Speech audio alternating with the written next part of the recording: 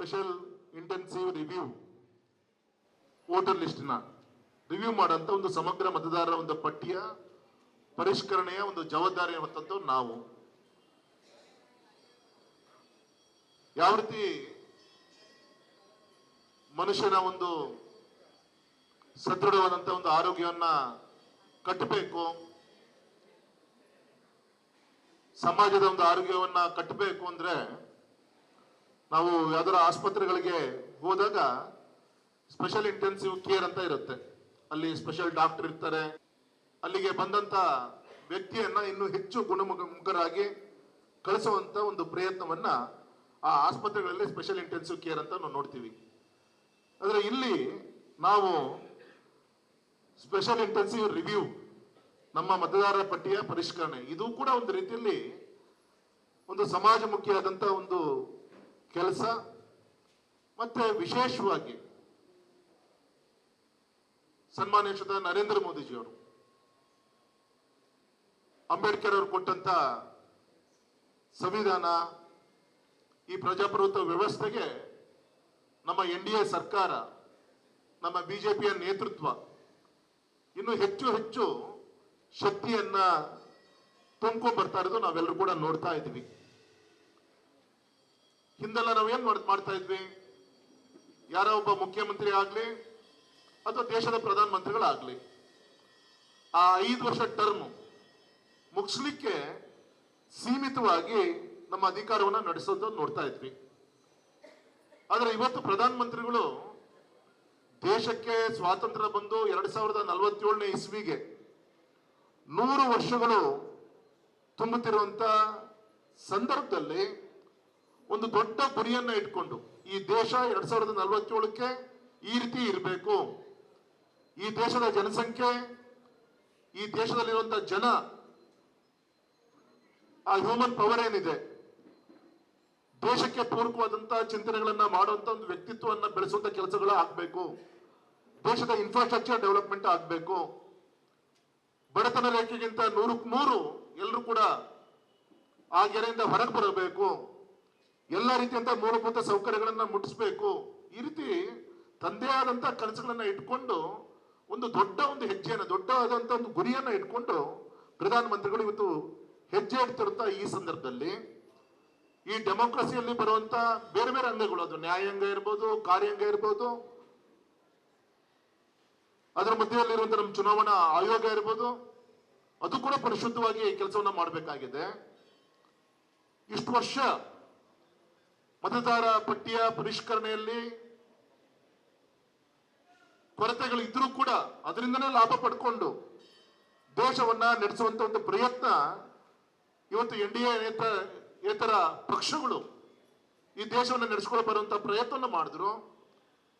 ಅದರ ಪ್ರತಿಫಲನೆ ಬಿಹಾರಲ್ಲಿ ಯಾವಾಗ ಈ ಒಂದು SIRಗೆ ಕೈ ಹಾಕಾದ್ಮೇಲೆ ಒಬ್ಬ ವಿರೋಧ ಪಕ್ಷದ ನಾಯಕ, ನಿಮ್ಗೆ ಗೊತ್ತಿರ್ಬೋದು, ಹಿಂದಿನ 2 ಪಾರ್ಲಿಮೆಂಟ್ ಅಲ್ಲಿ ಅಧಿಕೃತವಾದಂತ ವಿರೋಧ ಪಕ್ಷದ ನಾಯಕನ ಸ್ಥಾನ ಇರಬೇಕು ಅಂದ್ರೆ ಆ ಪಕ್ಷಕ್ಕೆ 49 MP ಗೆದ್ದು ಬರಬೇಕಾಗತ್ತೆ.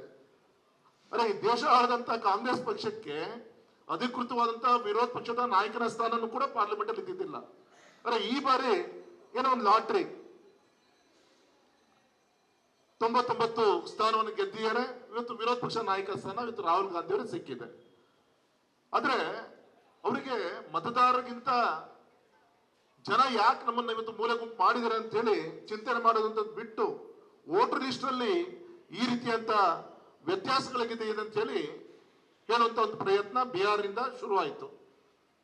ಬಿಹಾರಲ್ಲಿ ಯಾವುದೂ ಎಫೆಕ್ಟ್ ಆಗಿಲ್ಲ. ಸುಮಾರು 27-30 ಲಕ್ಷ ವೋಟನ್ನ ತೆಗೆದು ಡಬಲ್ ಆಗಿದ್ದು, ಗಡಿ ಆಗದ ಬಾಂಗ್ಲಾದೇಶ ಆ ಕಡೆ ಭಾಗದ ಜನರನ್ನು ಕೂಡ ಅವರ ಬೂತ್ ಅಲ್ಲಿ ಸೇರಿಸಿಕೊಂಡು ಚುನಾವಣೆ ಎದುರಿಸ್ಕೊಂಡು ಬರ್ತಾ ಇದ್ರು. ಈ ರೀತಿಯಂತ ಸ್ಕ್ರೂಟ್ನಿ ಯಾವಾಗ ಶುರುವಾಯಿತು ಇವರಿಗೆ ತಬ್ಬಿಬ್ಬ ಆಯ್ತು ಕಾಂಗ್ರೆಸ್ ಅವರಿಗೆ. ಹಂಗಾಗಿ ಬೀದಿಗೆ ಇಳಿದು ಹೋರಾಟವನ್ನು ಮಾಡ್ತಾ ಇದ್ದಾರೆ. ಎಲ್ಲರೂ ಕೂಡ ದೇಶ ನಗ್ತಾ ಇದೆ. ಮೊನ್ನೆ ಒಂದು ಬ್ರೆಜಿಲಿನ ಮಾಡೆಲ್ ಆ ಹೆಣ್ಮಗಳ ಹೆಸರನ್ನ ಇಲ್ಲಿ ನಮ್ಮ ಭಾರತದ ವೋಟರ್ ಲಿಸ್ಟ್ ಅಲ್ಲಿ ಇದೆ ಅಂತ ಹೇಳಿ ಅದೊಂದು ದೊಡ್ಡ ಯಾವುದೋ ಒಂದು ಪ್ರೊಫೆಸರ್ ಪ್ರೆಸೆಂಟೇಷನ್ ಕೊಟ್ಟಂಗೆ ಸ್ಟೇಜ್ ಅಲ್ಲಿ ರಾಹುಲ್ ಗಾಂಧಿ ಅವ್ರು ಕೊಟ್ಟಿದ್ದು ನೀವು ನೋಡಿದ್ರಿ.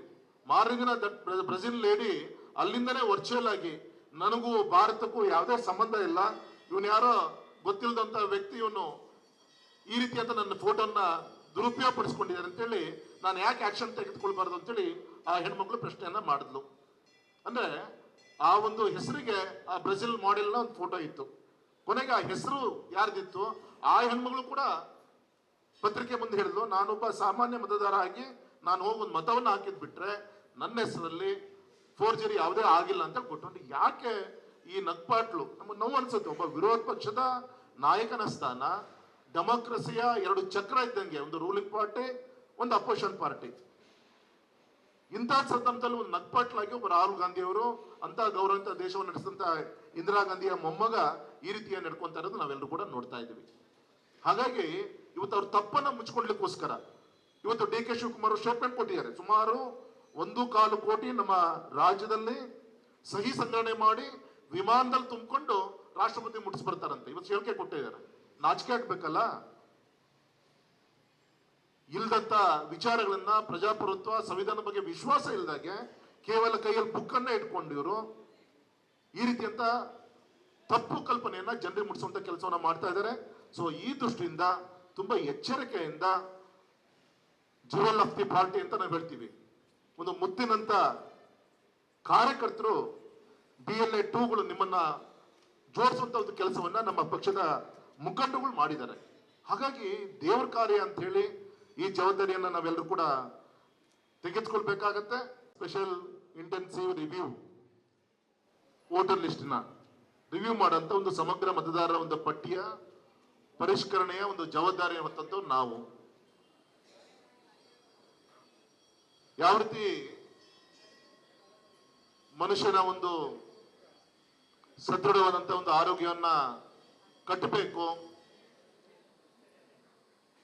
ಸಮಾಜದ ಒಂದು ಆರೋಗ್ಯವನ್ನ ಕಟ್ಟಬೇಕು ಅಂದ್ರೆ ನಾವು ಯಾವ್ದಾರ ಆಸ್ಪತ್ರೆಗಳಿಗೆ ಹೋದಾಗ ಸ್ಪೆಷಲ್ ಇಂಟೆನ್ಸಿವ್ ಕೇರ್ ಅಂತ ಇರುತ್ತೆ. ಅಲ್ಲಿ ಸ್ಪೆಷಲ್ ಡಾಕ್ಟರ್ ಇರ್ತಾರೆ. ಅಲ್ಲಿಗೆ ಬಂದಂತ ವ್ಯಕ್ತಿಯನ್ನ ಇನ್ನೂ ಹೆಚ್ಚು ಗುಣಮುಖರಾಗಿ ಕಳಿಸುವಂತ ಒಂದು ಪ್ರಯತ್ನವನ್ನ ಆ ಆಸ್ಪತ್ರೆಗಳಲ್ಲಿ ಸ್ಪೆಷಲ್ ಇಂಟೆನ್ಸಿವ್ ಕೇರ್ ಅಂತ ನಾವು ನೋಡ್ತೀವಿ. ಆದ್ರೆ ಇಲ್ಲಿ ನಾವು ಸ್ಪೆಷಲ್ ಇಂಟೆನ್ಸಿವ್ ರಿವ್ಯೂ, ನಮ್ಮ ಮತದಾರರ ಪಟ್ಟಿಯ ಪರಿಷ್ಕರಣೆ, ಇದು ಕೂಡ ಒಂದು ರೀತಿಯಲ್ಲಿ ಒಂದು ಸಮಾಜಮುಖಿಯಾದಂತ ಒಂದು ಕೆಲಸ. ಮತ್ತೆ ವಿಶೇಷವಾಗಿ ಸನ್ಮಾನ್ಯ ಶ್ರೀ ನರೇಂದ್ರ ಮೋದಿಜಿಯವರು ಅಂಬೇಡ್ಕರ್ ಅವರು ಕೊಟ್ಟಂತ ಸಂವಿಧಾನ, ಈ ಪ್ರಜಾಪ್ರಭುತ್ವ ವ್ಯವಸ್ಥೆಗೆ ನಮ್ಮ NDA ಸರ್ಕಾರ, ನಮ್ಮ ಬಿಜೆಪಿಯ ನೇತೃತ್ವ ಇನ್ನು ಹೆಚ್ಚು ಹೆಚ್ಚು ಶಕ್ತಿಯನ್ನ ತುಂಬ್ಕೊಂಡ್ ಬರ್ತಾ ಇರೋದು ನಾವೆಲ್ಲರೂ ಕೂಡ ನೋಡ್ತಾ ಇದ್ವಿ. ಹಿಂದೆಲ್ಲ ನಾವೇನ್ ಮಾಡ್ತಾ ಇದ್ವಿ, ಯಾರೋ ಒಬ್ಬ ಮುಖ್ಯಮಂತ್ರಿ ಆಗ್ಲಿ ಅಥವಾ ದೇಶದ ಪ್ರಧಾನ ಮಂತ್ರಿಗಳಾಗ್ಲಿ ಆ 5 ವರ್ಷ ಟರ್ಮ್ ಮುಗಿಸ್ಲಿಕ್ಕೆ ಸೀಮಿತವಾಗಿ ನಮ್ಮ ಅಧಿಕಾರವನ್ನ ನಡೆಸೋದು ನೋಡ್ತಾ ಇದ್ವಿ. ಆದ್ರೆ ಇವತ್ತು ಪ್ರಧಾನ ಮಂತ್ರಿಗಳು ದೇಶಕ್ಕೆ ಸ್ವಾತಂತ್ರ್ಯ ಬಂದು 2047ನೇ ಇಸ್ವಿಗೆ 100 ವರ್ಷಗಳು ತುಂಬುತ್ತಿರುವಂತ ಸಂದರ್ಭದಲ್ಲಿ ಒಂದು ದೊಡ್ಡ ಗುರಿಯನ್ನ ಇಟ್ಕೊಂಡು ಈ ದೇಶ 2047ಕ್ಕೆ ಈ ರೀತಿ ಇರಬೇಕು, ಈ ದೇಶದ ಜನಸಂಖ್ಯೆ, ಈ ದೇಶದಲ್ಲಿರುವಂತಹ ಜನ, ಆ ಹ್ಯೂಮನ್ ಪವರ್ ಏನಿದೆ, ದೇಶಕ್ಕೆ ಪೂರಕವಾದಂತಹ ಚಿಂತನೆಗಳನ್ನ ಮಾಡುವಂತ ಒಂದು ವ್ಯಕ್ತಿತ್ವವನ್ನ ಬೆಳೆಸುವಂತ ಕೆಲಸಗಳು ಆಗ್ಬೇಕು, ದೇಶದ ಇನ್ಫ್ರಾಸ್ಟ್ರಕ್ಚರ್ ಡೆವಲಪ್ಮೆಂಟ್ ಆಗ್ಬೇಕು, ಬಡತನ ರೇಖೆಗಿಂತ 100ಕ್ಕೆ 100 ಎಲ್ಲರೂ ಕೂಡ ಆ ಗೆರೆಯಿಂದ ಹೊರಗೆ ಬರಬೇಕು, ಎಲ್ಲ ರೀತಿಯಂತ ಮೂಲಭೂತ ಸೌಕರ್ಯಗಳನ್ನ ಮುಟ್ಟಿಸ್ಬೇಕು. ಈ ರೀತಿ ತಂದೆ ಆದಂತ ಕನಸುಗಳನ್ನ ಇಟ್ಕೊಂಡು ಒಂದು ದೊಡ್ಡ ಒಂದು ಹೆಜ್ಜೆಯನ್ನ, ದೊಡ್ಡದಾದಂತ ಒಂದು ಗುರಿಯನ್ನ ಇಟ್ಕೊಂಡು ಪ್ರಧಾನಮಂತ್ರಿಗಳು ಇವತ್ತು ಹೆಜ್ಜೆ ಇಡ್ತಿರುವಂತ ಈ ಸಂದರ್ಭದಲ್ಲಿ ಈ ಡೆಮೋಕ್ರಸಿಯಲ್ಲಿ ಬರುವಂತ ಬೇರೆ ಬೇರೆ ಅಂಗಗಳು, ಅದು ನ್ಯಾಯಾಂಗ ಇರ್ಬೋದು, ಕಾರ್ಯಾಂಗ ಇರ್ಬೋದು, ಅದರ ಮಧ್ಯದಲ್ಲಿರುವಂತ ನಮ್ಮ ಚುನಾವಣಾ ಆಯೋಗ ಇರ್ಬೋದು, ಅದು ಕೂಡ ಪರಿಶುದ್ಧವಾಗಿ ಕೆಲಸವನ್ನ ಮಾಡಬೇಕಾಗಿದೆ. ಇಷ್ಟು ವರ್ಷ ಮತದಾರ ಪಟ್ಟಿಯ ಪರಿಷ್ಕರಣೆಯಲ್ಲಿ ಕೊರತೆಗಳು ಇದ್ರೂ ಕೂಡ ಅದರಿಂದನೇ ಲಾಭ ಪಡ್ಕೊಂಡು ದೇಶವನ್ನ ನಡೆಸುವಂತ ಒಂದು ಪ್ರಯತ್ನ ಇವತ್ತು NDA ಏತರ ಪಕ್ಷಗಳು ಈ ದೇಶವನ್ನು ನಡೆಸ್ಕೊಂಡು ಬರುವಂತ ಪ್ರಯತ್ನ ಮಾಡಿದ್ರು. ಅದರ ಪ್ರತಿಫಲನೆ ಬಿಹಾರಲ್ಲಿ ಯಾವಾಗ ಈ ಒಂದು SIR ಗೆ ಕೈ ಹಾಕಾದ್ಮೇಲೆ ಒಬ್ಬ ವಿರೋಧ ಪಕ್ಷದ ನಾಯಕ, ನಿಮ್ಗೆ ಗೊತ್ತಿರ್ಬೋದು, ಹಿಂದಿನ 2 ಪಾರ್ಲಿಮೆಂಟ್ ಅಲ್ಲಿ ಅಧಿಕೃತವಾದಂತಹ ವಿರೋಧ ಪಕ್ಷದ ನಾಯಕನ ಸ್ಥಾನ ಇರಬೇಕು ಅಂದ್ರೆ ಆ ಪಕ್ಷಕ್ಕೆ 49 MP ಗೆದ್ದು ಬರಬೇಕಾಗುತ್ತೆ. ಅರೆ ಈ ದೇಶ ಆಳದಂತ ಕಾಂಗ್ರೆಸ್ ಪಕ್ಷಕ್ಕೆ ಅಧಿಕೃತವಾದಂತಹ ವಿರೋಧ ಪಕ್ಷದ ನಾಯಕನ ಸ್ಥಾನನೂ ಕೂಡ ಪಾರ್ಲಿಮೆಂಟ್ ಅಲ್ಲಿ ಇದ್ದಿದ್ದಿಲ್ಲ. ಅರೆ ಈ ಬಾರಿ ಏನೋ ಒಂದು ಲಾಟ್ರಿ 99 ಸ್ಥಾನವನ್ನು ಗೆದ್ದಿದ್ದಾರೆ. ಇವತ್ತು ವಿರೋಧ ಪಕ್ಷ ನಾಯಕ ಸ್ಥಾನ ಇವತ್ತು ರಾಹುಲ್ ಗಾಂಧಿ ಅವರಿಗೆ ಸಿಕ್ಕಿದೆ.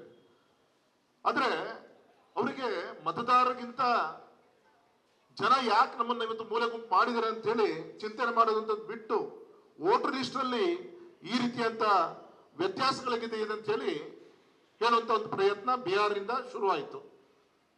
ಬಿಹಾರಲ್ಲಿ ಯಾವುದೂ ಎಫೆಕ್ಟ್ ಆಗಿಲ್ಲ. ಸುಮಾರು 27-30 ಲಕ್ಷ ವೋಟನ್ನ ತೆಗೆದು ಡಬಲ್ ಆಗಿದ್ದು, ಗಡಿ ಆಗದ ಬಾಂಗ್ಲಾದೇಶ ಆ ಕಡೆ ಭಾಗದ ಜನರನ್ನು ಕೂಡ ಅವರ ಬೂತ್ ಅಲ್ಲಿ ಸೇರಿಸಿಕೊಂಡು ಚುನಾವಣೆ ಎದುರಿಸ್ಕೊಂಡು ಬರ್ತಾ ಇದ್ರು. ಈ ರೀತಿಯಂತ ಸ್ಕ್ರೂಟ್ನಿ ಯಾವಾಗ ಶುರುವಾಯಿತು ಇವರಿಗೆ ತಬ್ಬಿಬ್ಬ ಆಯ್ತು ಕಾಂಗ್ರೆಸ್ ಅವರಿಗೆ. ಹಂಗಾಗಿ ಬೀದಿಗೆ ಇಳಿದು ಹೋರಾಟವನ್ನು ಮಾಡ್ತಾ ಇದ್ದಾರೆ. ಎಲ್ಲರೂ ಕೂಡ ದೇಶ ನಗ್ತಾ ಇದೆ. ಮೊನ್ನೆ ಒಂದು ಬ್ರೆಜಿಲಿನ ಮಾಡೆಲ್ ಆ ಹೆಣ್ಮಗಳ ಹೆಸರನ್ನ ಇಲ್ಲಿ ನಮ್ಮ ಭಾರತದ ವೋಟರ್ ಲಿಸ್ಟ್ ಅಲ್ಲಿ ಇದೆ ಅಂತ ಹೇಳಿ ಅದೊಂದು ದೊಡ್ಡ ಯಾವುದೋ ಒಂದು ಪ್ರೊಫೆಸರ್ ಪ್ರೆಸೆಂಟೇಷನ್ ಕೊಟ್ಟಂಗೆ ಸ್ಟೇಜ್ ಅಲ್ಲಿ ರಾಹುಲ್ ಗಾಂಧಿ ಅವ್ರು ಕೊಟ್ಟಿದ್ದು ನೀವು ನೋಡಿದ್ರಿ. ಮಾರ್ನಿಂಗಿನ ಬ್ರೆಜಿಲ್ ಲೇಡಿ ಅಲ್ಲಿಂದನೇ ವರ್ಚುವಲ್ ಆಗಿ ನನಗೂ ಭಾರತಕ್ಕೂ ಯಾವುದೇ ಸಂಬಂಧ ಇಲ್ಲ, ಇವನು ಯಾರೋ ಗೊತ್ತಿಲ್ಲದಂತ ವ್ಯಕ್ತಿ, ಇವನು ಈ ರೀತಿಯಂತ ನನ್ನ ಫೋಟೋನ ದುರುಪಯೋಗ ಪಡಿಸ್ಕೊಂಡಿದ್ದಾರೆ ಅಂತೇಳಿ ನಾನು ಯಾಕೆ ಆಕ್ಷನ್ ತೆಗೆದುಕೊಳ್ಬಾರ್ದು ಅಂತೇಳಿ ಆ ಹೆಣ್ಮಕ್ಳು ಪ್ರಶ್ನೆಯನ್ನ ಮಾಡಿದ್ಲು. ಅಂದ್ರೆ ಆ ಒಂದು ಹೆಸರಿಗೆ ಆ ಬ್ರೆಜಿಲ್ ಮಾಡೆಲ್ನ ಒಂದು ಫೋಟೋ ಇತ್ತು.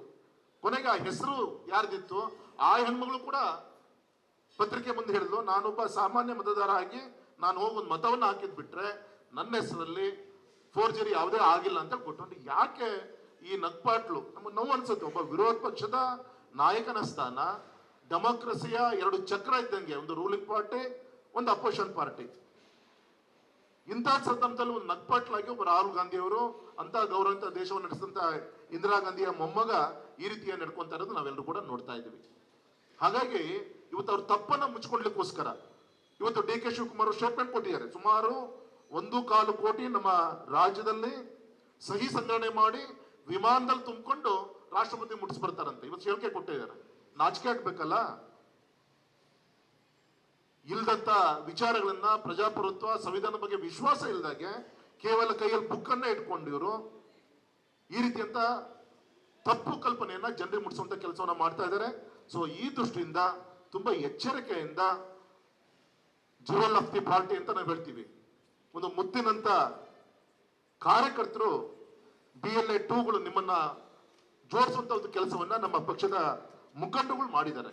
ಹಾಗಾಗಿ ದೇವರ ಕಾರ್ಯ ಅಂತ ಹೇಳಿ ಈ ಜವಾಬ್ದಾರಿಯನ್ನ ನಾವೆಲ್ಲರೂ ಕೂಡ ತೆಗೆದುಕೊಳ್ಬೇಕಾಗತ್ತೆ.